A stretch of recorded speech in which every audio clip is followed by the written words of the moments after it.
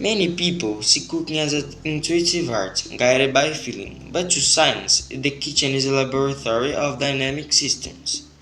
A recipe is not just a suggestion manual, it is an execution algorithm. Every chemical process that happens inside a pan is an equation that seeks equilibrium, and today, you and me will decode flavor through mathematical precision, where mistakes are not made by lack of talent, but by miscalculation. In professional baking, the unit of measurement is not the gram, but the ratio. We use the baker's percentage, where flour is always our 100%, the base unit. This allows the gluten structure and hydration to remain constant regardless of the batch size. But be careful, if you want to triple a recipe, simply multiplying everything by 3 is not enough. As mass increases, the relationship between surface area, which loses heat and water, and the central volume changes drastically. If your surface to volume ratio calculation is wrong, the center will remain raw while the crust burns. The greatest experimental mistake in gastronomy is confusing volume with mass. 500 milliliters measures space, not the quantity of matter. Honey has a density of approximately 1.4 grams per centimeter cubed, while flour, because of the air spaces between its particles, is around 0.5 grams per centimeter cubed.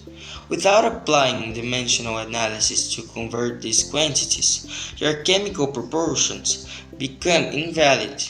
In high-performance cooking, volume is a deceptive variable. Mass is the only reliable constant. The aesthetics of a dish are not subjective, they are geometric. To calculate the exact amount of sauce needed to cover this truncated cone without overflowing, we need its lateral surface area. Furthermore, we apply a Lingotto ratio, that is 1.618. The human brain recognizes beauty in patterns that follow the Fibonacci sequence. Positional elements at focus points defined by the Golden ratio creates a visual balance that the subconscious interprets as perfect. Gastronomic design is essentially geometry and applied to appetite.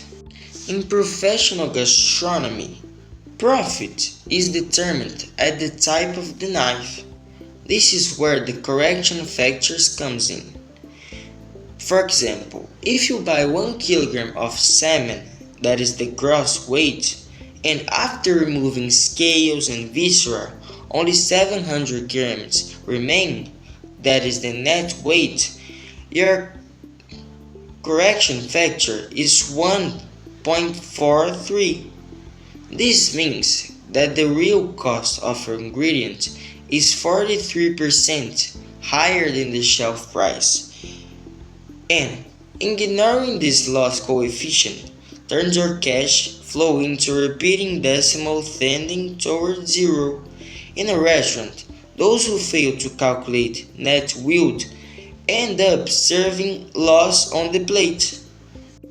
Why does a chef insist that meat must rest? The answer lies in Newton's law of cooling.